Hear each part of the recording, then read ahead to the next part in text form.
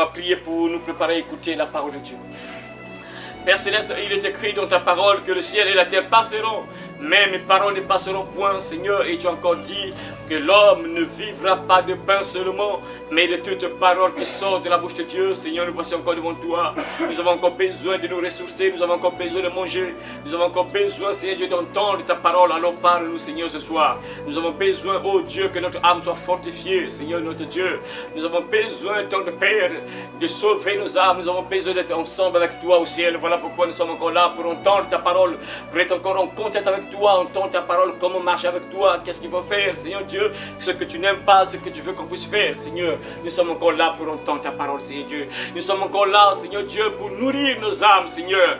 Et pour certains, nous avons mangé la nourriture qui périt, la nourriture qui ne sauve pas, mais nous sommes là pour manger la nourriture qui donne la vie éternelle, cette nourriture qui donne la bonne santé, cette nourriture qui nous donne également la force de combattre le diable, cette nourriture qui nous donne la force de résister au diable, de repousser les attaques sataniques, de repousser les œuvres de ténèbres, pour détruire les œuvres de sorcellerie. Nous avons besoin de cette force qui vient de ta parole, qui vient de cette nourriture spirituelle qui s'appelle la parole de Dieu. Alors Seigneur, transmets-nous encore cette parole qui nous fortifie, transmets encore cette parole qui nous relève, transmets encore cette parole, Seigneur Dieu, qui nous donne encore la force de rester debout jusqu'à la fin, comme tu l'as dit. Mais celui qui persévérera jusqu'à la fin sera sauvé. Mais celui qui persévérera jusqu'à la fin sera sauvé. Nous avons besoin de persévérer, et sans ta nourriture, on ne pourra jamais persévérer. Sans ta parole, personne ne pourra persévérer. C'est à travers ta parole qu'on pourra persévérer jusqu'à la fin, Seigneur Dieu.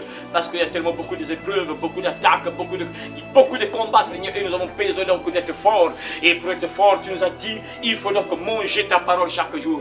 Nous voici devant toi encore une fois de plus pour manger ta parole, afin que nos âmes soient fortifiées, Seigneur Dieu. Merci Père, parce que tu parles à quelqu'un. Merci de disposer le cœur de mon frère qui est connecté. Seigneur Dieu, aide mon frère, ma soeur qui est connecté à comprendre ce message, entendre cette parole et à garder cette parole, à mettre en pratique tous les jours de sa vie, Seigneur Dieu. Oh Père, on lève tout ce qui est esprit de distraction, Seigneur. En particulier ceux qui suivent ta parole à travers le téléphone, Seigneur. On lève tout ce qui peut distraire, Seigneur Dieu, parce qu'à travers le téléphone, facilement une personne peut chercher à regarder les photos, chercher à voir autre chose, Seigneur. Dispose le cœur de mon frère et de ma soeur qui écoute ce message à travers son téléphone ou à travers son ordinateur, Seigneur Dieu. Agis puissamment en chacun de nos pères, afin que ce message puisse trouver de la place en chacun de nous. Agis également dans la vie des frères et sœurs ici et les enfants également, afin que ce message trouve de la place en chacun de nous. Merci Père, nous sommes prêts à t'écouter. Parle-nous, nous sommes prêts à t'écouter dans les noms précieux et puissants de notre Seigneur et Sauveur Jésus-Christ, que nous attendons, qui va revenir nous prendre. Nous avons ainsi demandé et prié. Amen. Amen. Voilà. Merci beaucoup. Donc aujourd'hui on va terminer avec ce thème merveilleux que nous avons commencé il y a longtemps. Aujourd'hui c'est le dernier jour, on va terminer dans ce thème merveilleux. Voilà, dans les derniers temps, nous sommes là dans les derniers temps. Donc le thème que nous avons commencé il y a longtemps, dans les derniers temps, nous avons commencé ça samedi. Voilà, samedi on a vu la première partie, dimanche on a vu la deuxième partie, et aujourd'hui mardi on va voir la troisième partie, donc la dernière partie de ce thème merveilleux, dans les derniers temps. Dans les derniers temps, j'avais expliqué ça. Les derniers temps, que depuis que Jésus a décollé, dès que Jésus a quitté la terre, il est monté au ciel, nous sommes entrés dans les derniers temps. Nous sommes dans les derniers temps. Les derniers temps, ça veut dire que les derniers temps de cette terre, parce que n'oubliez pas les frères et sœurs, ça c'est une révision seulement, cette terre sera détruite, cette terre sera brûlée. Autour de Sodome et Gomorrhe, autour de Noé, c'était l'eau. Mais lorsque Jésus reviendra, la terre sera brûlée. Jésus reviendra pour brûler la terre. Et nous nous préparons pour partir au ciel. Et si nous sommes là, c'est pour écouter la parole. Qu'est-ce qu'il faut faire pour être ensemble avec Jésus, pour sortir de la terre avant qu'on brûle. Donc nous nous préparons, et Jésus a dit qu'il va revenir un jour pour détruire ce monde, et nous sommes là pour voir qu'est-ce qui va se passer dans le dernier temps, donc avant qu'il revienne. Qu'est-ce qui va se passer? Nous sommes là en train de voir ce qui va se passer avant que Jésus ne revienne pour brûler ce monde et pour enlever ses enfants de Dieu. Donc les enfants de Dieu partent au ciel et puis brûler ce monde-là. Donc qu'est-ce qui va se passer? Bien sûr, nous sommes en train de voir qu'est-ce qui va se passer dans cette période avant que Jésus ne vienne et détruire la terre. Avant que Jésus ne vienne et pour juger le monde, bien sûr, qu'est-ce qui va se passer là? Donc nous sommes en train de voir ce qui va se passer. Donc on a vu la première partie, on a vu la deuxième partie, et aujourd'hui nous sommes en train de voir la troisième partie, la dernière partie, ce qui va encore se passer dans les derniers temps. Voilà. Donc voilà pourquoi on va se lever et on va lire la parole de Dieu qui se trouve dans Matthieu chapitre 24. Voilà, le chapitre là où on nous parle beaucoup des choses de la fin, ce qui va se passer vraiment dans les derniers temps. On va donc voir Matthieu chapitre 14, Matthieu chapitre 24 et versets 9 à 14. Bon, je vais lire ce qui est écrit dans la parole de Dieu. Alors on vous livrera au tourment et l'on vous fera mourir et vous serez haïs de toutes les nations à cause de mon nom. Alors aussi plusieurs succomberont et ils se trahiront, se haïront les uns les autres. Plusieurs faux prophètes s'élèveront et ils séduiront beaucoup de gens. Et parce que l'iniquité se sera accrue, la charité du plus grand nombre se refroidira. Mais celui qui persévérera jusqu'à la fin sera sauvé. Voilà, ça c'est un verset très important, il ne faut jamais oublier ça. Matthieu chapitre 24, verset 13. Mais celui qui persévérera jusqu'à la fin sera sauvé. Cette bonne nouvelle du royaume sera prêchée dans toutes les nations, alors pour servir de témoignage à toutes les nations, alors viendra la fin. Je répète le dernier verset, cette bonne nouvelle du royaume sera prêchée dans le monde entier pour servir de témoignage à toutes les nations, alors viendra la fin. Amen. Amen. Voilà, c'est ça. Dans les derniers temps, nous sommes là dans les derniers temps. Dans les derniers temps. Dans les derniers temps, c'est merveilleux mes frères et sœurs. Donc quand je pense un peu, celui qui parle là, c'est lui qu'on appelle la vérité. C'est lui qui ne ment jamais. C'est bizarre, hein? Les gens vraiment qui ne croient pas vraiment. Et ce que Jésus dit là, vraiment c'est compliqué, quoi. Vraiment c'est incroyable. Hein? Vous savez mes frères, il y a des choses parfois quelqu'un peut douter. Mais il y a des choses parfois quand tu vois, tu peux plus douter. Hein? Tu peux plus douter mes frères. Et celui qui parle là, c'est lui qu'on avait assassiné. On l'a assassiné. On l'a placé dans un tombeau. Il a fait 3 jours après il est sorti de là. Et il y avait des témoins, plusieurs témoins. Il a apparu à plus de 500 personnes. Les gens l'ont vu comme ça, celui qu'on a assassiné sur la croix qui est mort. On avait enfoncé une flèche à ce côté-là pour se rassurer qu'il est vraiment mort. Parce que les soldats, avant qu'on descende la personne de la croix, il fallait se rassurer qu'il est vraiment décédé, qu'il est vraiment mort. Et il y a un soldat qui a pris une flèche là, il a enfoncé la flèche là. Il a enfoncé la flèche dans le corps de Jésus. Le sang et l'eau a coulé. Et le soldat a bien vu que oui, il est mort. Et après, on l'a placé dans un tombeau. Bizarrement, le 3e jour, il sort de là. Les disciples l'ont vu comme ça. Il a encore parlé par là, les disciples. Pouf, il monte comme ça, il monte au ciel. Pouf, il disparaît. Et avant de partir, il dit que non, allez, partout dans le monde entier, prêcher la bonne nouvelle du royaume, tout ça. Et après, il monte, il est parti au ciel. Les disciples étaient là, ils regardaient au ciel, ils étaient là vraiment comme étonnés. Qu'est-ce qui se passe incroyable? Ils étaient là, figés, en train de regarder, la personne a disparu. Après 2 ans, j'arrive. Mais homme galéen, pourquoi vous restez là à regarder au ciel là-bas? C'est Jésus que vous avez vu monter. Il reviendra de la même manière que vous l'avez vu aller au ciel. Donc, les anges sont venus encore dire ce que Jésus dit que je vais revenir. Les anges sont venus encore confirmer aux disciples que c'est Jésus que vous regardez là qui est monté là. Il va revenir de la même manière que vous le voyez partir au ciel, il va encore revenir. Et celui qui est en train de parler, qu'est-ce qui va se passer avant qu'il revienne? C'est lui qui est en train de parler là. Il est en train de dire ce qui va se passer avant qu'il revienne. Donc ne blague pas avec ta vie mon frère. Tu dois te réveiller. Celui qui parle de ça, c'est pas quelqu'un, c'est pas n'importe qui. C'est le Fils de Dieu. L'immortel. Celui qu'on ne peut pas tuer. Il est éternel. C'est lui qui te parle, c'est lui qui va te juger. J'ai toujours l'habitude de le dire mes frères que logiquement nous les chrétiens, aucun chrétien devait se retrouver en enfer, logiquement. Vous savez pourquoi? Parce qu'on nous a avertis, on nous a dit, donc c'est comme si nous sommes bien, on peut tricher, voilà.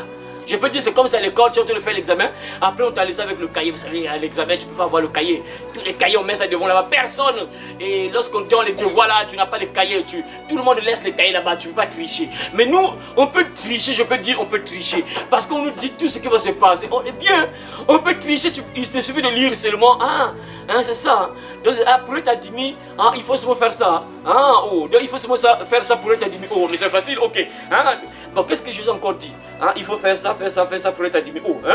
Il faut croire au moins, se repentir, se faire baptiser, tu reçois le Saint-Esprit. Après, on écrit ton nom dans le livre de la vie, ceux qui vont partir au ciel. Mais c'est sûr, bim, bam, c'est facile. C'est facile, ok. Ok, bon. Ok, Jésus, qu'est-ce que tu n'aimes pas?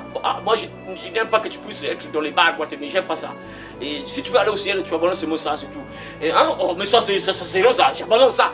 Quoi encore, Jésus? Comme l'homme là, l'homme riche là, qui vient dire à Jésus, Jésus, maître, dis-moi, qu'est-ce que je dois faire pour avoir la vie éternelle? Vous voyez, les gens qui cherchent quand même à aller au ciel.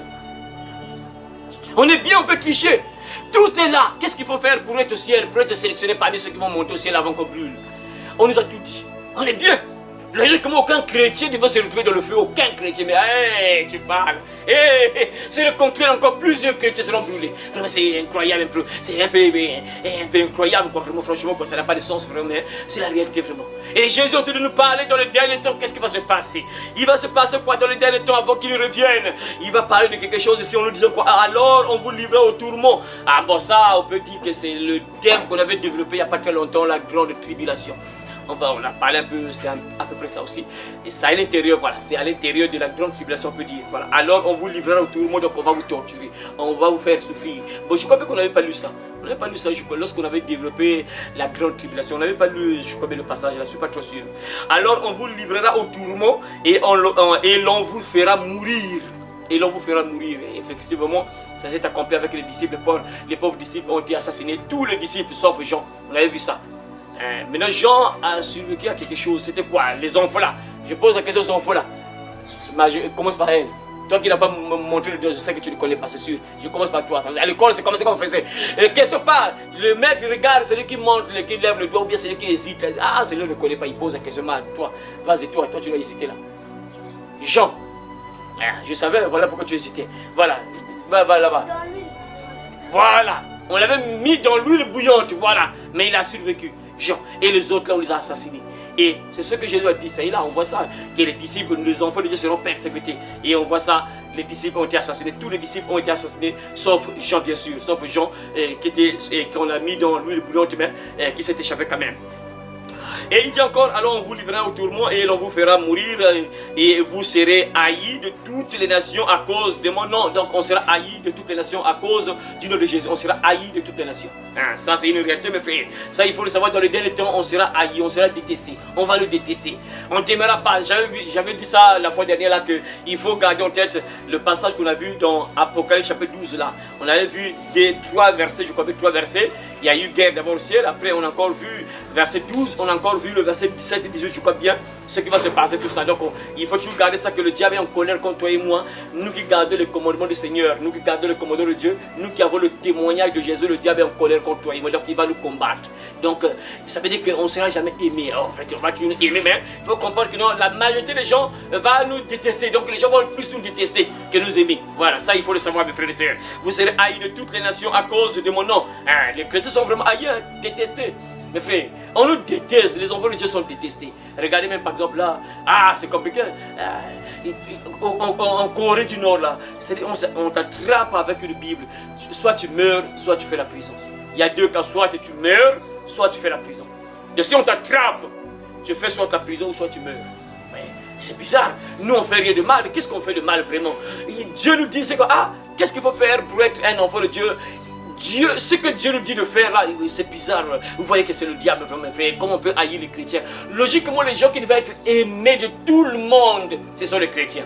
Logiquement, voilà pourquoi souvent dans le temps passé, l'église là où on a grandi, on nous disait que non, même dans les entreprises, lorsqu'on savait que non, tu es de l'église évangélique du Congo, donc les protestants, on te prenait, on t'embauchait. Pourquoi? Parce que les chrétiens, en cette époque-là, bien sûr, ils étaient tellement sérieux que lorsque tu donnes ton dossier dans une entreprise, si les gens savent que tu es de l'église évangélique du Congo, donc c'est mission, donc tu viens de cette église-là, on va t'embaucher. Parce qu'ils savaient que c'était des gens sérieux. Donc logiquement, un enfant de Dieu, c'est un enfant qui est sérieux. Donc il n'est pas dans le mal, mais c'est bizarre, on nous déteste. Les enfants de Dieu, c'est des gens qui ne font pas du mal aux gens. C'est quelqu'un qui ne peut jamais tuer une personne. Logiquement, c'est quelqu'un qui ne peut pas haïr quelqu'un comme ça. C'est jamais un enfant de Dieu, c'est quelqu'un qui n'est pas dans le mal. C'est quelqu'un qui n'est pas dans la fraude. Logiquement, bien sûr, je dis logiquement, bien sûr. Voilà pourquoi je dis que logiquement, on ne peut pas détester les chrétiens. Logiquement, ce sont les chrétiens qu'on devrait plus aimer. Parce que logiquement, suivez très bien comme je parle là, logiquement bien sûr. Si je dis logiquement, parce que ce n'est pas tout le monde qui fait ça. Mais c'est que logiquement, un véritable chrétien n'est pas dans le mal. Un véritable chrétien n'est pas dans le vol. Tout ça, on le place à la caisse, après il vole l'argent de l'entreprise. Jamais un chrétien va faire ça. Donc logiquement, les chrétiens devaient être aimés. Mais c'est bizarre et Jésus nous dit qu'on va vous détester. C'est normal parce qu'on n'aime pas la lumière. La lumière, les gens n'aiment pas la lumière. Ça, c'est un autre thème qu'on va voir plus tard. Nous sommes la lumière et on dérange le monde. On dérange le diable, donc le diable va nous détester. Il va envoûter plusieurs personnes pour nous détester. Alors que nous sommes les gens qui ne font pas du mal aux gens. Un chrétien, un véritable chrétien, ne tue pas. Regardez par exemple les musulmans, eux, leur Dieu leur dit de tuer les gens. Si tu ne crois pas en Mahomet, on te tue. Donc c'est bizarre mes frères. Vous voyez, mais nous les enfants de Dieu, logiquement, on aime les musulmans. Nous on les déteste pas, on les aime. Nous partons acheter les choses chez eux. Mais chez eux, c'est difficile qu'ils viennent acheter chez nous. Vous voyez mes frères, c'est bizarre. Mais nous les aimons. Eux dans leur tête, ils ont dans leur tête que lorsqu'ils te voient, toi, toi je veux te tuer. Parce que tu es et pour eux tu es un païen. Donc pour eux tu es comme, je sais pas comment on nous qualifie, je sais pas, il y a une expression qui dit là, donc tous ceux qui ne croient pas en Mahomet doivent être tués. Vous voyez, mais bizarrement on les accueille dans notre pays là, par exemple, ils sont nombreux là, au grand marché là, c'est eux qui gèrent le grand marché, tous les grands marchés sont là, on les déteste pas, on achète les choses et jeux. Mais eux dans leur cœur, ils nous détestent, ils t'aiment pas. Je parle d'un vrai musulman, un vrai musulman te déteste. Je parle d'un vrai, celui qui pratique, comment on appelle leur livre là, le Coran, voilà. Celui qui pratique le Coran, quand il te voit comme ça, dans sa tête, il doit te tuer. Un vrai musulman, je dis bien. Mais comment on peut nous détester, nous? Nous, on tue personne. Un véritable chrétien n'est pas là à voler les gens, voler, faire du mal aux gens, jamais. Mais bizarrement, Jésus nous dit, on sera haïs de toutes les nations, on va nous détester. C'est bizarre. C'est bizarre. Au lieu de détester par exemple les musulmans, eux au moins ils font les choses pas bien. Ils veulent se marier avec un enfant de 6 ans. Leur prophète là a marié un enfant de 6 ans, Seigneur. Mahomet, oui, c'est ça Mahomet, voilà. Le prophète là, Mahomet. Il s'est marié à une fille, Aïcha, qu'on appelle Aïcha. 6 ans. Ouais, vraiment un sorcier, quoi. Vraiment c'est incroyable quoi. 6 ans. Il n'y a rien à plaindre, il n'y a rien, même pas de sérieux. 6 ans. Un bébé de 6 ans, il prend un bébé de 6 ans au mariage. Et selon les histoires de leur Coran, dès 9 ans là, il a commencé à coucher avec elle. À 9 ans. Un sorcier. Mais c'est compliqué, les gens sont prêts à mourir pour lui. Tu blagues, tu insultes Mahomet, on te tue. Vous voyez, incroyable vrai. Au lieu de les détester eux, mais c'est nous qu'on déteste, c'est vraiment incroyable. Bon, ce sont les prophéties qui s'accomplissent. La Bible dit, ce sont les prophéties, ça doit s'accomplir parce que la Bible dit, on sera haïs, on va nous détester. C'est compliqué, hein? Mais ce sont les prophéties qui s'accomplissent, voilà. Vous serez haïs de toutes les nations à cause de mon nom. On dit bien à cause de mon nom. Parce que nous croyons en Jésus, on sera détesté. Si on croyait en Allah, on ne devait pas nous détester. Si on croyait, bon, moi je suis bouddhiste, moi je suis rosicrucien, moi je suis franc-maçon. Mon frère, on va t'aimer, tout ça, partout là où tu vas là, tu te présentes, moi je suis franc-maçon, 33e degré. Mais on t'aime. Mais est-ce que tu dis chrétien? Oh Jésus, on te déteste, c'est bizarre. Ce sont les prophéties qui s'accomplissent, mes frères. Alors, aussi plusieurs succomberont et se trahiront, se haïront les uns les autres. Voilà. On commence à voir les détails vraiment bizarres. Lis ça, c'est là, très important. Lis ça. Verset 4, 10. On commence à voir certaines choses qui vont se passer dans ces derniers temps-là. Nous sommes dans les derniers temps. N'oubliez pas que lorsque Jésus a décollé, dès qu'il est parti là, nous sommes entrés dans les derniers temps. Donc le compte à rebours a déclenché. Voilà, on y va, répète. Verset 10. Et beaucoup de gens abandonneront la foi. Verset 10, nous sommes dans Matthieu chapitre 24, verset 10. Matthieu chapitre 24, verset 10. Vas-y, vas-y. Et beaucoup de gens abandonneront la foi. Beaucoup de gens abandonneront la foi. Ils se trahiront les uns et les autres. Ils se trahiront les uns les autres. Et ils se détesteront. Et ils se détesteront. Voilà. Donc là, on a vu ça. On a vu ça aussi dans les derniers temps. Voilà. Ici, on nous dit quoi? Et dans la version parole de vie, on dit que beaucoup abandonneront la foi. Donc ici, on dit que beaucoup de gens succomberont, d'autres ils vont tomber, ils vont abandonner la foi. En fait, ça, on avait vu aussi. On avait vu ça la première partie, la deuxième partie aussi. Donc on nous dit encore que beaucoup. Quelqu'un qui abandonne la foi, c'est qui? C'est qui? Celui qui abandonne la foi, c'est qui? Celui qui abandonne la foi, c'est qui? Qui abandonne la foi, c'est qui? Celui qui abandonne la foi, c'est qui? Un chrétien. C'est un chrétien, il a la foi. Celui qui a la foi, c'est un chrétien qui croit en Dieu. Celui qui croit en Dieu, c'est un chrétien. Un enfant de Dieu, un chrétien, c'est celui qui a la foi. Il croit en Dieu.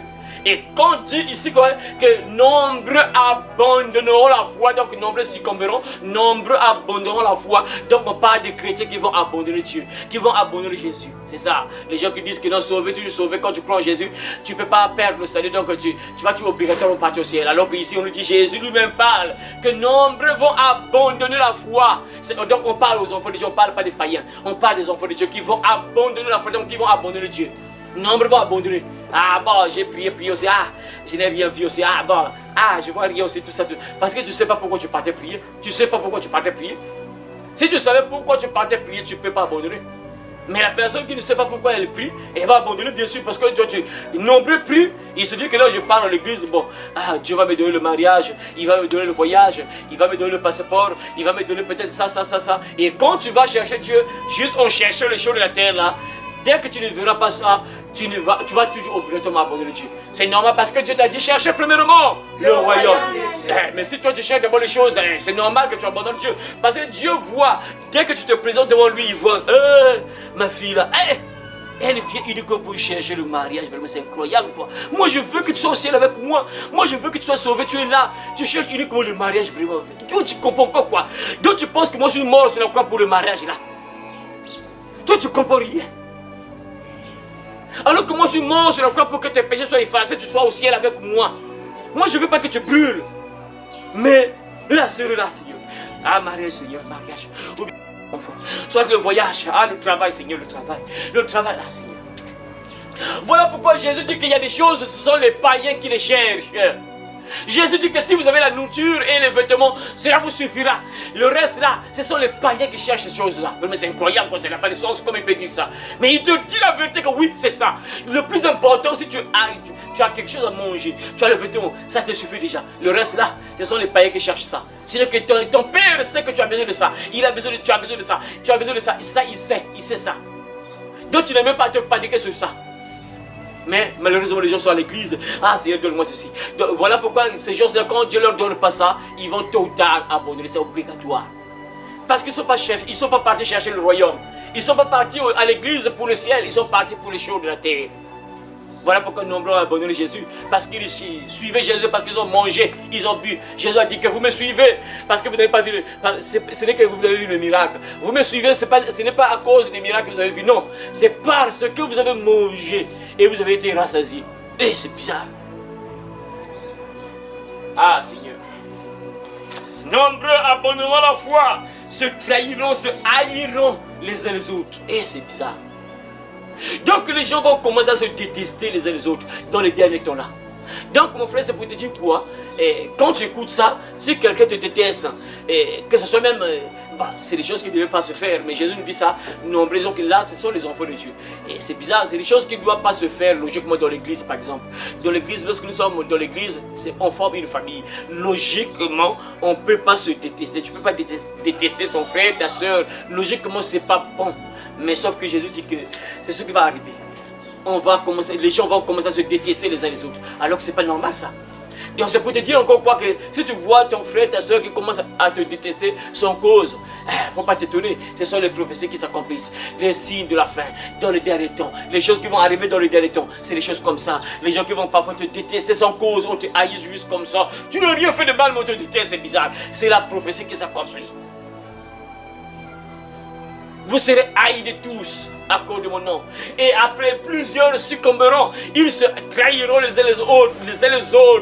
Ils vont se trahir les uns les autres. Ils vont commencer à se trahir les uns les autres. Ça veut dire quoi? Là on parle aussi de la tribulation. Ce qui va se passer dans la tribulation. Lorsqu'on va commencer à faire la chasse des chrétiens. Ici, qui dirige l'église ici? Et toi tu ne vas pas protéger l'homme de Dieu. Par peur qu'on t'attrape, qu'on te mette en prison, tout ça. L'homme de Dieu, il est dans tel endroit, il s'est déplacé, il n'est plus ici, il ne vit plus ici même. Son adresse, il est où? Son adresse, tel ruelle. Il va commencer à trahir. Les gens vont commencer à se trahir les uns les autres, se haïr les uns les autres. Surtout lorsque l'Antichrist va commencer à persécuter les gens, beaucoup de gens vont trahir. Ah, mes frères, c'est compliqué. Ça sera compliqué. Ceux qui n'ont pas vraiment la foi, qui ne sont pas prêts à mourir pour Jésus, ils vont se trahir les uns les autres. Ils ne pourront pas supporter qu'on puisse le prendre, l'emmener en prison, le conduire en prison et pour protéger son frère, ça, non, jamais. Et ton frère, il est où? Là-bas.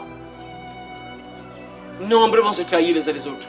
Les choses de la fin, hein, les signes de la fin plutôt, qui vont se manifester, hein, vraiment.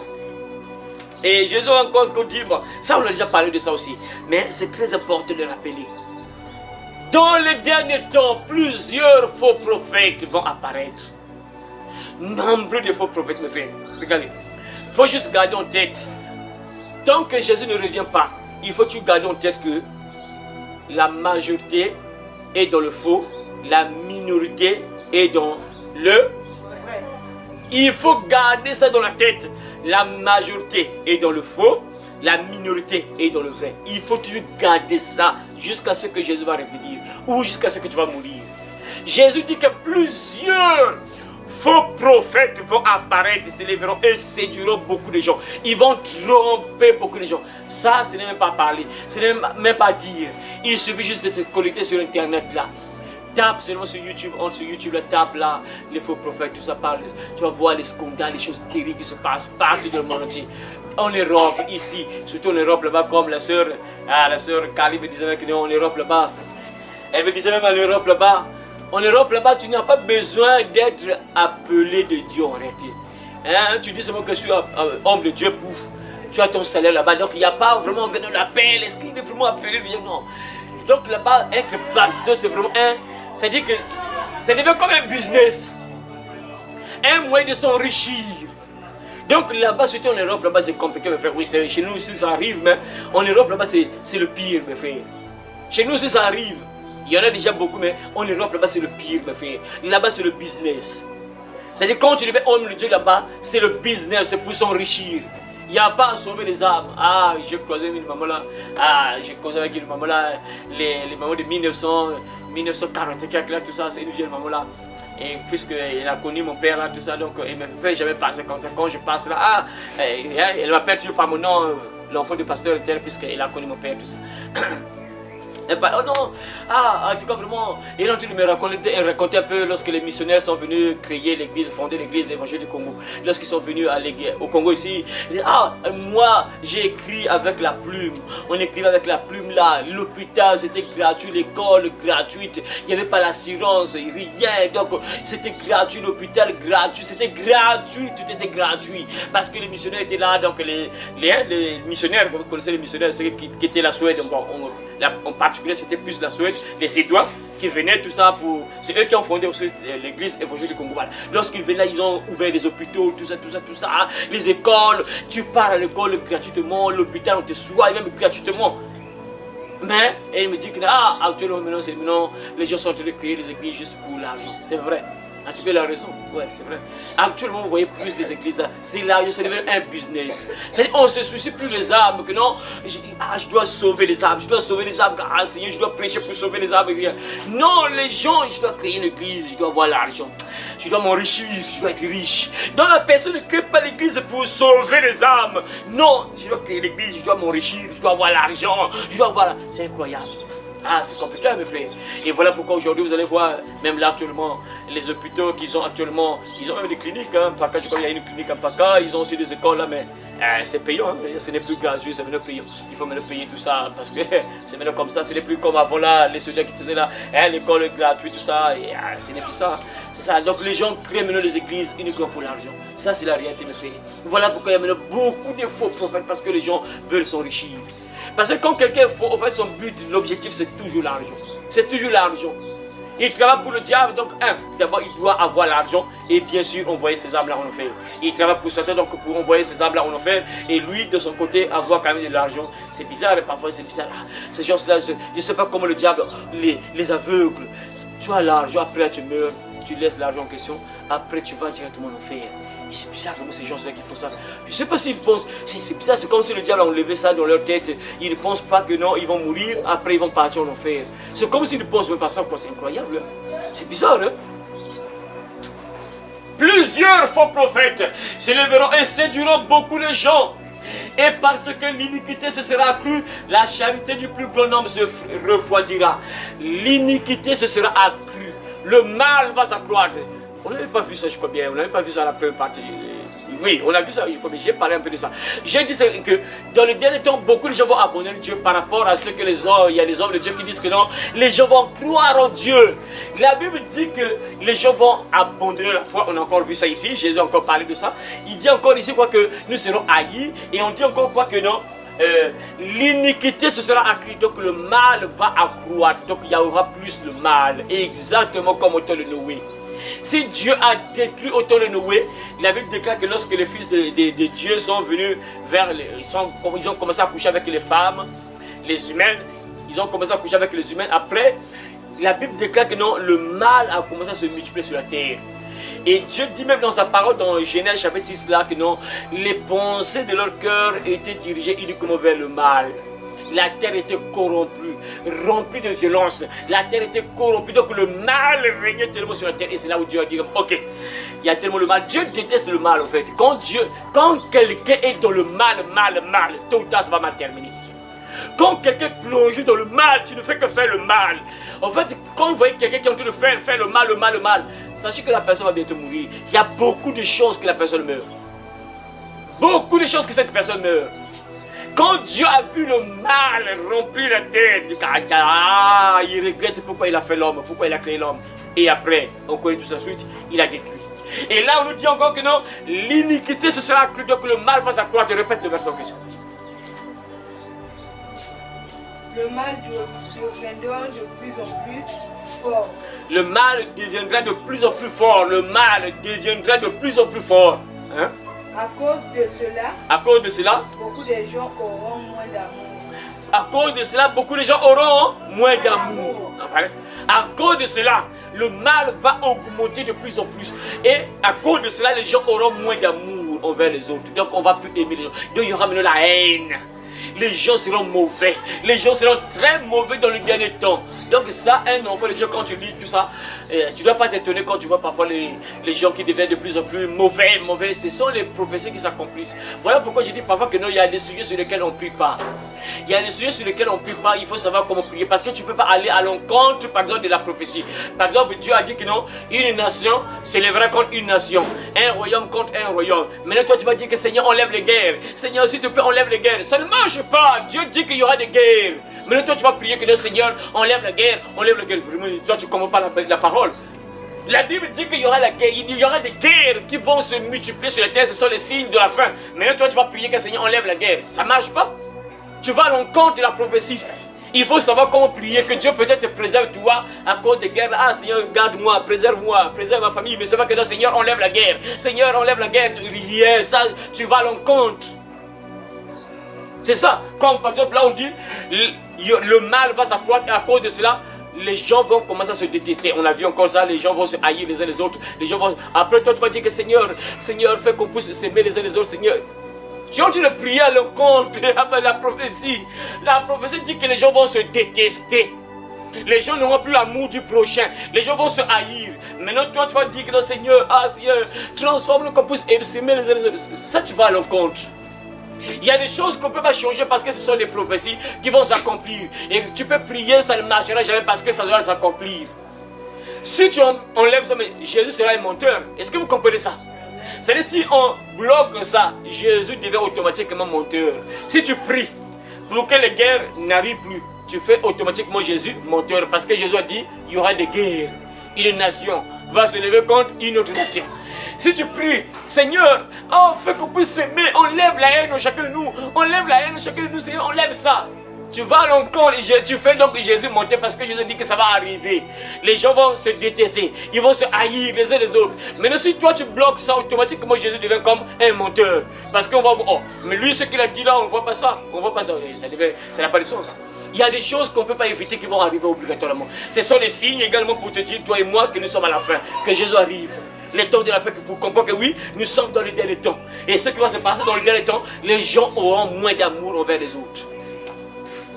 Voilà pourquoi j'ai dit ça hier, comme dimanche, avant-hier dimanche, j'ai dit que toi, tu ne dois pas accomplir ces prophéties-là. Il ne faut pas accomplir ces prophéties-là. Tu ne dois pas accomplir ça. Par exemple, là, on dit que non, les gens vont commencer à se haïr les uns les autres. Après, toi, tu commences à détester tes frères et tes soeurs, mais c'est fini, tu vas foutu. Tu ne dois pas accomplir ces prophéties-là. Tu ne dois pas entrer dans ces prophéties-là, mon frère et soeur. Tu Tu ne dois pas entrer dans ces prophéties-là. Et Jésus dit encore quoi, bien sûr, à cause de cela, donc le mal va augmenter. Donc on dit bien le mal va augmenter. Et à cause de cela, les gens vont commencer à se haïr, vont commencer les gens ne vont plus s'aimer. Voilà. La charité du plus grand nombre se refroidira. Donc les gens n'auront plus assez d'amour envers les autres. Ah, mais ça, c'est pas bon. Mais toi, tu dois vraiment prier que toi, tu n'entres pas dans cette prophétie-là. Est-ce que vous comprenez ça? Tu ne dois pas accomplir ces prophéties. Ah bon, comme c'est comme ça, bon, moi je dois commencer à haïr les gens, mais c'est fini, tu vas en enfer, c'est fini. Tu dois prier que Seigneur, moi je ne dois jamais avoir ce cœur d'acier. Je refuse de haïr mes frères, je refuse de détester mes frères et sœurs, je refuse cela, Seigneur Dieu, je ne veux pas ça. Je ne veux pas être un mauvais dans ce dernier temps-là, je ne veux pas être un fils du diable dans ce dernier temps. Seigneur, non, enlève-moi le mauvais cœur dans ce dernier temps, enlève-moi ça, je ne veux pas être un mauvais, ressembler par exemple un fils du diable. Je ne veux pas être un fils du diable, une fille du diable. Je refuse, Seigneur, aide-moi. Tu dois prier pour ne pas entrer dans l'accomplissement de ces prophéties-là. Oui. Ah, mais celui qui persévère jusqu'à la fin sera sauvé. Dans le dernier temps.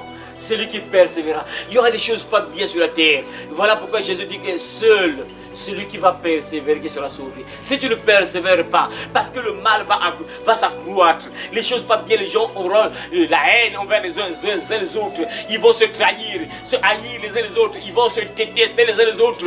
Et si tu ne persévères pas, l'église là, le soeur me déteste. Je quitte pour moi l'église là. Et tu vas encore là-bas. Là-bas aussi on me déteste. Je quitte pour moi là-bas. Tu vas rester. Tu risques de rester. Il faut comprendre qu'il y a des prophéties qui doivent s'accomplir. Si tu vois que les gens te détestent, toi, tu dois savoir que ce sont les signes que Jésus a décrits dans la Bible. Nous sommes donc à la fin. Nous sommes vraiment dans le temps de la fin. Jésus arrive bientôt, sûrement, oui, parce qu'on commence à me haïr comme ça seulement. Même Jésus, on l'a haï. Maintenant, toi, qui es-tu qu'on ne puisse pas t'haïr? Jésus a dit, on m'a haï sans cause. Mais toi et moi, on peut nous haïr. C'est normal parce que nous sommes des pécheurs sauvés par grâce. Mais Jésus, lui, n'est pas un pécheur. Il est le Fils de Dieu sans péché pur. Mais on l'a haï, on l'a même assassiné. Maintenant, comment est-ce que toi et moi? C'est normal qu'on puisse te haïr. Jésus, lui qui était sans péché, imagine quelqu'un qui est là en train de faire du bien. Il fait que du bien partout. Il a fait du bien. Nourrir les gens, ressusciter les morts, guérir les malades. Mais on le tue. On le haït, on le tue. Maintenant, comment toi et moi qui suis pécheur? On va le haïr, on va le détester, c'est normal. Ce sont les prophéties, mes frères. Et le dernier verset encore très important. Cette bonne nouvelle du royaume sera prêchée dans le monde entier pour servir de témoignage à toutes les nations. Alors viendra la fin. Voilà. Jésus dit que cette bonne nouvelle du royaume sera prêchée dans le monde entier pour servir de témoignage à toutes les nations. Regardez bien ce qui est écrit là. Lis dans ta version là, c'est très important qu'on lit. Là, Jésus nous dit encore quelque chose ici. Dans le dernier temps. Mes frères, il faut comprendre que nous sommes dans le dernier temps. Jésus arrive bientôt, mes frères. Parmi les signes de la fin que non, Jésus arrive bientôt, c'est parmi les signes de la fin, c'est ce verset-là qu'on vient de lire encore tout à l'heure là. Il dit que cette bonne nouvelle du royaume sera prêchée dans le monde entier pour servir de témoignage à toutes les nations. Alors viendra la fin. Est-ce que vous savez que le livre le plus imprimé au monde entier, c'est la Bible? Le livre le plus imprimé, c'est-à-dire le livre le plus multiplié au monde entier, c'est la Bible. Et la prophétie là, c'est déjà accompli parce que la Bible est propagée partout. Partout. À travers ton téléphone, tu peux lire la Bible, tu peux écouter la parole. Partout dans les villages, il y a des gens qui ont dans les villages. Que Dieu les aide peut-être un jour, qu'on va entrer dans les villages un jour. Vraiment que Dieu nous donne vraiment les gens qui seront motivés vraiment pour faire ce travail-là. Vraiment c'est compliqué quoi. C'est des idées qu'on a partir dans les villages. Seigneur. Dans les villages, les gens ont dans les villages, ils prêchent la parole. Partout dans les églises, dans les villages, il y a même des églises. Et Jésus dit que cette bonne nouvelle du royaume sera prêchée dans le monde entier. Ce n'est pas que pour que tout le monde puisse croire. La Bible dit, précise bien pour nous servir de quoi? De témoignage. C'est pour dire quoi que non? Comme ça, personne va dire que moi, je n'ai pas écouté la parole. Tu as entendu. On t'avait prêché. Voilà pourquoi Dieu nous envoie nous. Nous partons évangéliser dans les routes, les ruelles, les quartiers, nous partons. Et lorsque nous partons dans les ruelles là, tous ceux qui ne vont pas à l'église, ils écoutent la parole. Ça va leur servir de témoignage pour qu'ils ne disent pas que je n'ai jamais écouté. Tu avais entendu. J'ai envoyé quelqu'un qui est venu chez toi à domicile. Il a crié, il a parlé de Jésus, il a parlé du royaume, il a parlé du péché, il a parlé du ciel, il a parlé de l'enfer. Tu savais. Il n'y a pas de raison que je ne savais pas. Jésus dit que cette bonne nouvelle du royaume sera prêchée dans le monde entier. La parole de Dieu est propagée partout à travers l'Internet. Aujourd'hui, à travers l'Internet, dans l'Internet, tout le monde peut écouter la parole de Dieu. Merci parce que Dieu est trop bon, quoi. Et même si en Corée du Nord, on tue les gens, mais au moins à travers le téléphone, et les seuls qu'on te laisse sur YouTube. Dès que tu entres dans YouTube, là, tu écris seulement, par exemple, évangélisation. Ça sort. Ou bien tu écris seulement Jésus. Ça sort. Tu peux regarder les messages sur Jésus, le film, tout ça. Tu entends la parole. Même s'ils n'ont pas de Bible là-bas, on te fait la chasse. Si tu as une Bible, on te met en prison, on te tue. Mais à travers YouTube au moins, parce que je sais que YouTube passe quand même. YouTube, ouais, les réseaux sociaux. Parce que les réseaux sociaux, ils peuvent bloquer. Il y a des réseaux qui sont bloqués là-bas. Mais il y a certains réseaux, je crois bien, ils vont toujours écouter la parole. Parce que là, par exemple, nous autres là, il y a des messages sur YouTube. Je mets sur YouTube, je mets sur Facebook. Je mets encore sur TikTok, même là où les gens sont foutus. Les gens sont devenus des fous, de fous. Et sur TikTok, on met la parole là-bas. Nous sommes là-bas, c'est ça. C'est pas pour devenir fous, mais pour sauver les fous qui sont là-bas. Nous prêchons même sur TikTok. Comme ça, personne ne va donner une raison. Car moi, j'étais trop occupé sur TikTok. Il y avait des prédicateurs qui étaient là, qui t'ont parlé de Jésus. Il n'y a pas de raison à donner. Jésus dit que cette bonne nouvelle du royaume sera prêchée dans le monde entier pour servir de témoignage à toutes les nations. Alors viendra la fin. C'est bizarre. Donc, c'est dit, nous sommes à la fin. La Bible est partout. La parole est propagée partout. Nous sommes à la fin. Nous sommes à la fin. Le problème, c'est que mon frère, ma soeur, écoute encore. J'ai dit ça depuis la première partie. Je suis en train de répéter la même chose. Tu ne dois pas accomplir ces prophéties-là. Ça veut dire quoi? Tu ne dois pas faire, c'est comme si ça, tu entends la parole, mais ça va te servir juste de témoignage. Non, c'est pas bon. Il faut que ce que tu entends là fasse quoi? Et de le faire dans ton cœur et ça puisse te changer. Encore quoi? Sauver. Il faut que ça te sauve parce que Jésus, son but est que tu sois au ciel. Lorsque vous êtes là, mes frères et sœurs, vous écoutez la parole. Le but, en fait, l'objectif est que vous soyez au ciel un jour. C'est ça l'objectif. L'objectif que vous écoutez, il faut vivre comme ça, Jésus veut ça, c'est comme ça, ok, c'est bon. C'est ça l'objectif. Si nous sommes là, comme j'ai l'habitude de le dire, que si nous sommes là en train de nous préparer pour partir au ciel, parce que nous sommes déjà morts. On va quitter le temps, on va mourir. Si nous sommes là, c'est pour écouter qu'est-ce qu'il faut faire pour aller au ciel. C'est ça, bon, pour moi, je ne sais pas pour vous là, mais chacun son cœur là, mais pour moi, selon Dieu aussi, logiquement, si vous êtes là, logiquement c'est pour ça, mais seul Dieu connaît vraiment. C'est que logiquement, si vous êtes là, c'est pour savoir qu'est-ce qu'il faut faire pour aller au ciel. C'est pour se préparer. Tu es là en train de faire l'entraînement là pour partir au ciel. Tu es là jusqu'à ce que la mort ne te prenne pas. Tu quittes la terre, tu vas au ciel. Logiquement, c'est pour ça. Donc lorsqu'on te prêche, ça ne doit pas te servir de ce témoignage que ma fille, à la barre, quand tu es là là-bas, on commence à te rappeler. Ma fille, toi tu partais chaque jour à l'église. Jacqueline, papa, à la barre. Toi tu étais vraiment chaud à l'église, zélé, chaud. Tu ne manquais jamais les cultes, Jacqueline. Mais sauf que quand je vois là, ton nom n'est pas écrit dans le livre de vie. Je vois plutôt ton nom dans le livre de la mort. C'est bizarre ça, Jacqueline. C'est un peu étrange. Explique. Mais pas l'écran sur la barre. On commence à défiler ta vie. Regarde, on te voit là dans les bars. Tu es là à l'église, genre, tu es bien là, tranquille là. Même parfois habillé décemment, bien robe, jupe longue et tout ça. Bien pas là, bien. Mais dès que tu sors là-bas, tu enlèves sa part, tu serres les fesses là-bas, tu prends un petit sac là, après tu mets les talons là-bas, tu pars quelque part là-bas. Jésus voit ça, regarde ta fille, à l'église, on est là consciente là. Mais dès que tu sors là-bas, tu changes de vêtements. Regarde ta vie. C'est pas bon ça, les frères. Ça, c'est pas bon. Ça ne doit pas te servir de témoignage. Tu étais à l'église, à tout moment, tu écoutais la parole après à la fin. Sauvé, tu es dans la liste de ceux qui seront brûlés. Ça n'a pas de sens. Comme on fait à l'école là-bas. Proclamation. Le premier est tel. Deuxième est tel. Troisième est tel. Après toi, on ne voit même pas ton nom dans la liste. Ça, c'est pas bon ça. Ça veut dire que tu es dans quelle liste? Des échoués. La liste des échoués. Donc tu es dans la liste des échoués. Ça, c'est pas bon ça, mon frère. C'est pas bon. Ça ne doit pas te servir de témoignage. Tu ne peux pas partir à l'église juste pour te servir de témoignage. Mon enfant Judas, moi je t'ai beaucoup parlé, peut-être tu as écouté.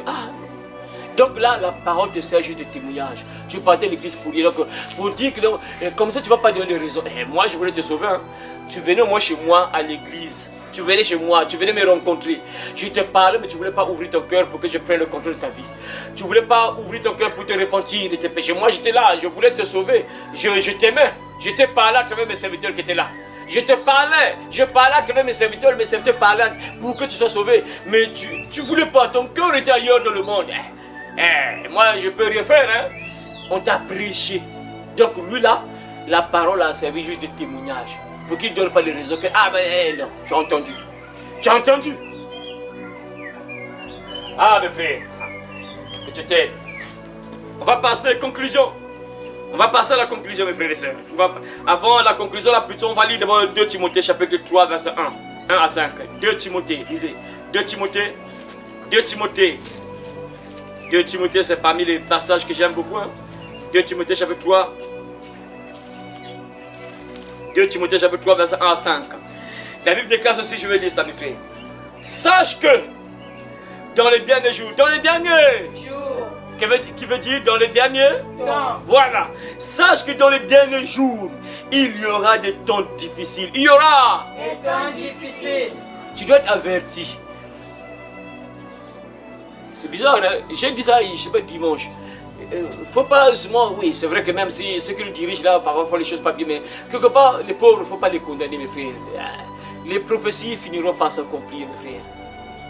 Les prophéties doivent s'accomplir. C'est vrai que quelque part, ils peuvent faire quelque chose pour... Hein. Par exemple, si la souffrance devait avoir le niveau 100, ils peuvent réduire ça au niveau 50, par exemple. Logiquement, c'est vrai que la souffrance sera toujours là, mais ils peuvent réduire ça au niveau 50 parfois. Mais eux, ils laissent ça, par exemple, à 100%.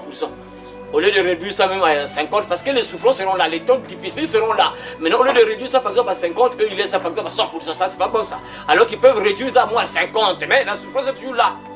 Mais sauf qu'il faut presque rien, donc la souffrance est à 100%.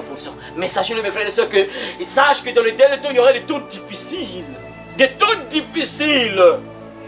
Lorsqu'on parle de temps difficiles, là, donc c'est compliqué sur tous les points, tous les plans également. Des temps difficiles sur tous les plans presque. Lorsqu'on parle de temps difficiles, c'est tout le... Ça veut dire que même, c'est compliqué. Bon, nous on voit déjà ça. Hein. Le travail tout à l'heure, le matin là, quand je suis parti acheter quelque chose là-bas, je vois les jeunes là, les lascars qui sont là, en train de parler, c'est qui sont là, ils font rien. La pauvre maman dit, bon, tout ça c'est la faute de papa.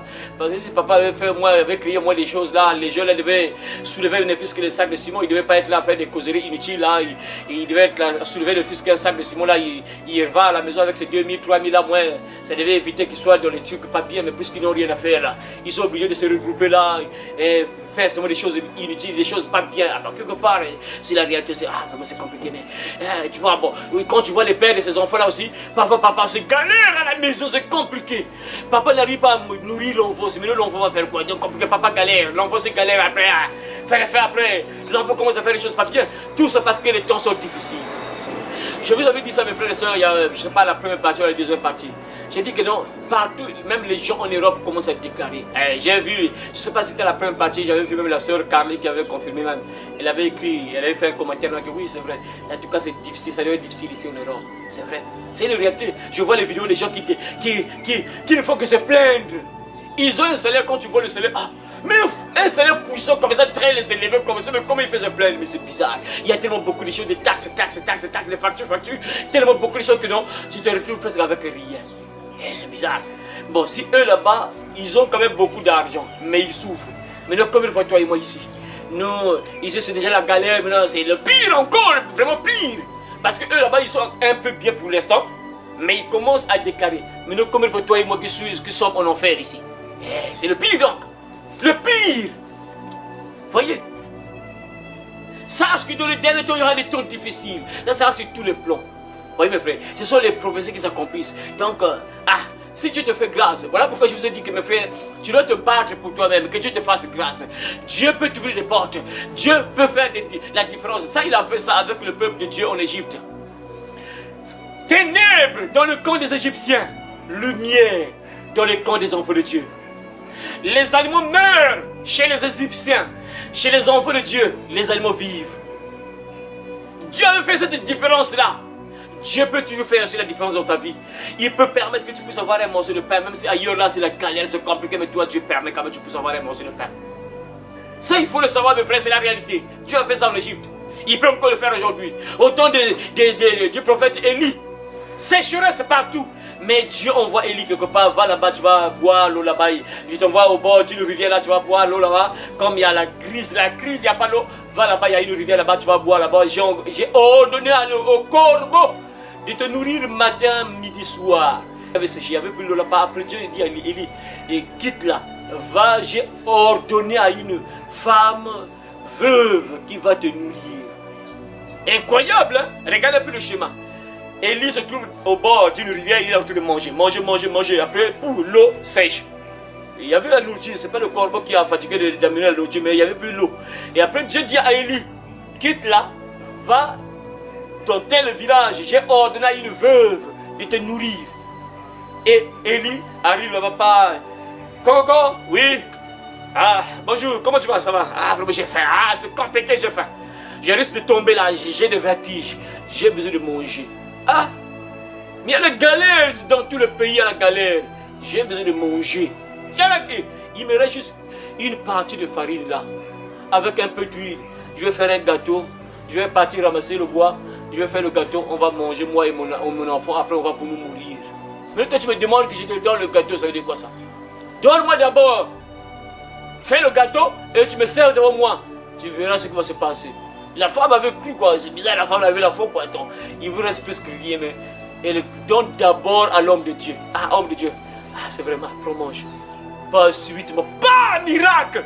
Pendant que les autres étaient devenus des zombies là-bas, chez la femme, là, il y avait l'huile et la farine. C'est bizarre. Ah, voyez, Dieu prend soin de ses enfants. Lorsqu'il y a des temps difficiles, Dieu peut toujours faire la différence entre les enfants et ceux qui ne connaissent pas. Faut-tu croire à ça, mes frères? Il y aura des temps difficiles.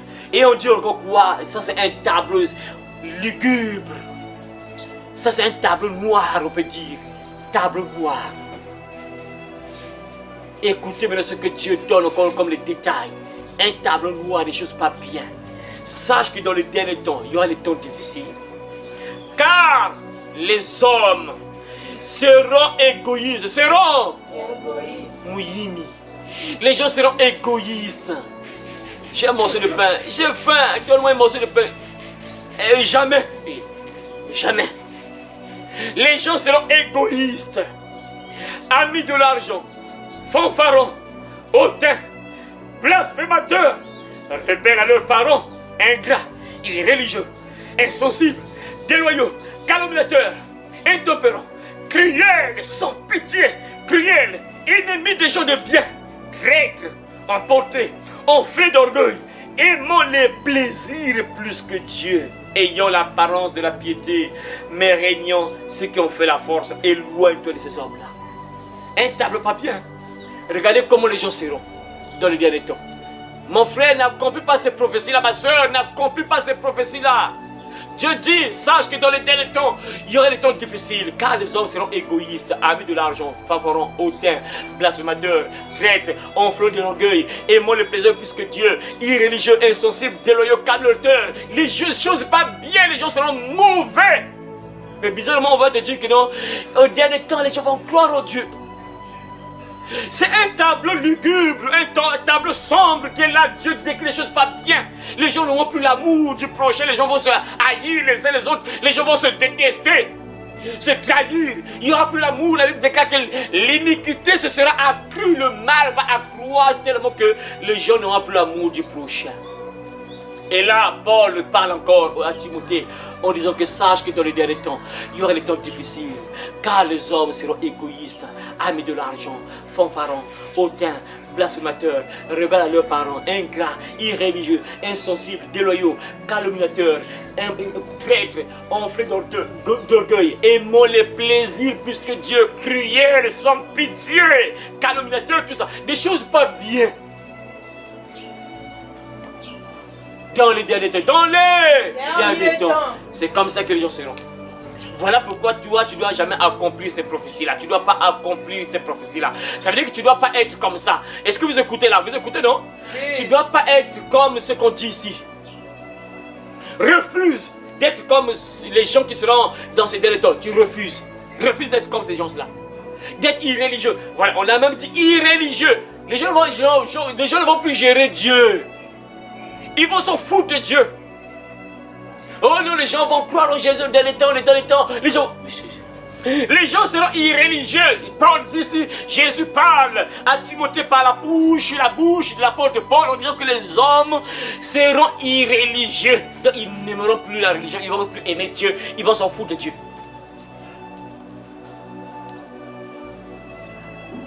Frère, dans les derniers temps, ne sois pas ça. N'accomplis pas ces prophéties-là, mon frère. N'accomplis pas ça. Tu ne dois pas accomplir ça. Et conclusion, mes frères et sœurs. 1 Pierre, chapitre 4, verset 7. On y va. 1 Pierre, chapitre 4, verset 7. On y va. 1 Pierre, chapitre 4, verset 7. Afin que toute chose est proche, soyez donc sages et sobres pour vaquer à la prière. Voilà, la fin de toute chose est proche. Soyez donc sages et sobres pour vaquer à la prière. Nous sommes là dans la conclusion. Conclusion, Dieu te dit. La fin de toute chose est proche. Les signes sont là, vous voyez un peu ce qui se passe là. Il y a la galère, on voit la galère, les crises, la souffrance, on voit des choses pas bien qui s'abattent sur la terre, des choses pas bien qui se passent sur la terre là. Les signes sont là que vraiment nous sommes à la fin. Ça veut dire que Jésus arrive bientôt. Ça veut dire que Jésus revient bientôt. Voilà pourquoi Dieu parle aux chrétiens en passant par la bouche de l'apôtre Pierre en disant la fin de toute chose est proche. Soyez donc sages et sobres, équilibrés pour vaquer à la prière. Tu dois t'accrocher à la prière, aimer la prière. Pourquoi la prière? Parce que la prière c'est notre force. Quand tu ne pries plus, tu deviens faible. Et quand tu deviens faible, tu peux facilement tomber. Le diable peut te tenter, tu ne vas jamais résister, tu finiras par tomber. Le diable vient te proposer des choses, tu vas accepter parce que tu es faible, tu ne pourras pas résister. Toi, pour résister, il faut être fort. Et la manière pour être fort, c'est quoi? C'est se nourrir de la parole et prier. La parole est une nourriture, tu écoutes la parole, tu pries, ça te fortifie. Tu es toujours en contact avec ton Dieu. Ça permet que tu sois toujours lié, attaché à ton Dieu, et tu es donc fortifié puisque Dieu est avec toi, Jésus est avec toi, ça fera que tu ne puisses pas tomber. Voilà pourquoi l'apôtre Pierre dit, la fin de toute chose est proche. Soyez donc sages et sobres. Sois sage, ne sois pas le contraire de sage, c'est qui? Ah, ça c'est un peu compliqué. Le contraire du sage, c'est qui? Ah, c'est pas ça. Voilà, mon ami, félicitations, c'est bien ça. L'insensé, ne sois pas fou. Insensé veut dire fou ou folle. La Bible dit, la fin de toute chose est proche. Soyez donc sages. Donc ne sois pas fou, ne sois pas folle. Parce que tu vois les signes, tu vois ce qui se passe. Les prophéties sont là. Jésus nous a avertis sur beaucoup de points, sur beaucoup de choses. Il nous a parlé de ce qui va se passer dans les derniers temps. Et nous sommes dans les derniers temps en question. On nous dit ce qui va se passer. On a vu beaucoup de choses, Voilà pourquoi en conclusion te dit, ne sois pas fou. Sois sage pour voir que oui c'est vrai, nous sommes à la fin. Tu ne dois plus t'accrocher aux joies de ce monde. Tu ne dois plus t'accrocher à ces choses-là. La terre, là, les gens qui sont accrochés au plaisir, à penser uniquement aux choses de la terre. Ne t'accroche pas uniquement aux joies de ce monde, les plaisirs de ce monde. Ne t'accroche pas à cette terre. Tu dois avoir ton cœur où? Au ciel. Parce que nous sommes à la fin. Il y a des gens qui seront brûlés dans les bars, les boîtes de nuit. Ils seront calcinés dans ces bars, ces boîtes de nuit là. Ils ne vont pas comprendre. Lorsque la trompette va sonner, ils ne vont pas comprendre. Bien sûr, personne ne va décoller dans les bars. Personne qui sera dans les bars va décoller. Personne. Lorsque la trompette sonnera, toute personne qui sera dans un bar, dans une boîte de nuit restera. Personne ne va sortir de la boîte de nuit. Personne. Tout le monde va rester. Ceux qui seront là-bas, ils vont rester. Et ils seront brûlés dans ces bars et boîtes de nuit là. Voilà pourquoi Dieu te dit, sois sage. Ne sois pas un fou. Tu n'as pas pensé à ces choses-là. Tu n'as pas t'accroché à cette terre-là. Ne t'accroche pas aux choses de la terre-là. Ah Seigneur, que Dieu nous aide vraiment qu'on pense là. Vraiment, je ne sais pas pourquoi les gens s'accrochent tellement aux choses de la terre. Ça va mourir avant même que Jésus ne revienne là. Tu peux mourir et les choses en question restent vraiment. Mais pourquoi les gens s'accrochent à ces choses-là? Vraiment, c'est incroyable. Vrai quoi, Seigneur? Prêt à partir en enfer. Pourquoi s'accrocher à ces plaisirs? Les plaisirs de quelques minutes seulement. Et tu vas en enfer. Le plaisir en question aussi reste. Et tu es là dans le feu pour l'éternité. Vraiment, c'est incroyable. Mais les gens sont prêts à partir en enfer juste pour les plaisirs de ce monde. Les plaisirs de 5 minutes, 10 minutes, 15 minutes, tout ça. Ils sont prêts à partir en enfer. Vraiment, c'est incroyable, vrai. Ah, vraiment, c'est important d'être ouvert, d'avoir les yeux ouverts. Vous voyez, mes frères, c'est incroyable, vrai quoi. Les gens qui ne comprennent rien. Voilà pourquoi Jésus a dit que seul il a un homme de Caïn, le monde entier s'il perd sous l'âme. C'est-à-dire, on te donne le monde entier. Bon, tu as besoin de quoi? J'ai besoin d'un jet privé.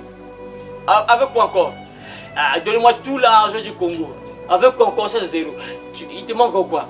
Bon, j'ai besoin que vous me donnez toutes les belles filles du Congo. J'ai besoin d'avoir toutes les belles filles du Congo. C'est ça. Ça, c'est encore peu. Quoi encore? On te donne tout ça. Après, on te dit que bon, profite de ça pendant 1 mois. Le deuxième mois, on te brûle. Tu n'as rien fait. On te donne tout ça. Fais ce que tu veux. On te donne toutes les belles filles du Congo. On va sélectionner toi dans ma vie, partir là-bas. Et on te donne une grosse maison où toutes les filles du Congo, les belles filles du Congo seront dans ces maisons-là. Comme Salomon avait 1000 femmes, donc dans l'année, le pauvre Salomon ne touchait même pas d'autres femmes, il ne touchait même pas d'autres femmes. Tu as besoin de combien de femmes? 1000, comme Salomon. Ok, on te donne toutes les 1000, là c'est plus. On va ressourcer toutes les belles filles du Congo. Et tu vas faire ce que tu veux là. Et après, le deuxième mois, on te brûle. Je suis sûr que la personne va refuser. Hein. C'est sûr, mais les gens sont plutôt prêts à partir en enfer. Juste pour le plaisir de ce monde, juste pour un temps seulement. Prêt à brûler. Incroyable, vrai quoi. 1 Thessaloniciens chapitre 5 verset 6. La Bible déclare quoi? 1 Thessaloniciens. Lisez, qui a vu là? 1 Thessaloniciens chapitre 5 verset 6. 1 Thessaloniciens chapitre 5 verset 6. Ne dormez pas comme les autres. Voilà, répète. Ne dormez pas comme les autres. Ne dormez pas comme les autres. Mais restons éveillés. Ne dormons pas ou bien ne dormez pas. Ne dormons pas. Voilà, c'est ça. Ne dormons pas comme les autres, mais restons éveillés. Voilà. Soyons sobres. Et soyons sobres. Ne dormons pas comme les autres. Tu ne dois pas dormir. Réveille-toi. Toi qui dors. Réveille-toi. Toi qui dors. Tu ne dois pas dormir. C'est pour dire quoi? Bien sûr, tu dors. Mais ça veut dire, il faut être vigilant. Tu es bien, on t'a averti, il y a tellement beaucoup de signes, on t'a parlé de beaucoup de choses. Tu dois plus dormir, tu dois te réveiller. Celui qui dort, tu vois, ces gens-là dorment. Ils ne comprennent pas. C'est des gens qui sont endormis. Et pourtant, ils sont vivants. Tu les vois marcher comme ça, mais pour Dieu, ils dorment. Le sommeil spirituel, on parle du sommeil spirituel. Bon, il y a des gens, j'ai parlé un peu de ce thème-là. Pour vous qui le suivez, vous pouvez regarder ça dans ma chaîne là, l'évangile, enfin, le sommeil spirituel, je crois bien. Vous allez voir ce message est très important. Dieu voulant peut-être les jours à venir. On va encore parler de ça avec d'autres choses que le Saint-Esprit va nous inspirer. Donc, toutes ces personnes que vous voyez là dorment. Ces personnes sont endormies. Voilà pourquoi Dieu dit que toi et moi, on ne doit pas dormir comme les autres. Parce qu'il y a des autres qui dorment. Les autres dorment. Il y a même des chrétiens qui dorment. Ils vont à l'église tous les jours, mais Dieu les voit endormis. Ils dorment. Pourquoi? Parce qu'ils n'ont pas Dieu. C'est les gens qui sont endormis. Parce qu'ils mènent une vie contraire à la vie que Dieu veut qu'ils mènent. Ils sont donc endormis. Voilà pourquoi Dieu dit, nous on ne doit pas dormir comme les autres qui dorment. On doit rester éveillé. On doit rester vigilant. On doit être équilibré. Sobre, ça veut dire équilibré. Tu ne dois pas être dans les excès. Tu dois être équilibré, sobre, veiller, tu dois veiller. Être vigilant comme les 5 femmes. Les 5 femmes. Tu ne dois pas être folle ou fou. La fin de toutes choses est proche. Soyez donc sage et sobre pour vaquer la prière. Tu dois être sage de prière. Si tu ne peux pas, c'est compliqué. Et Paul dit encore, ne dormons pas comme les autres qui dorment. Ne dormons pas. Et pour terminer, mes frères et sœurs, lisez Apocalypse chapitre 22. On clôture par Apocalypse chapitre 22, verset 12. Terminez, lisez mes frères et sœurs. Apocalypse chapitre 22, verset 12. Jésus dit, écoutez, je viens bientôt.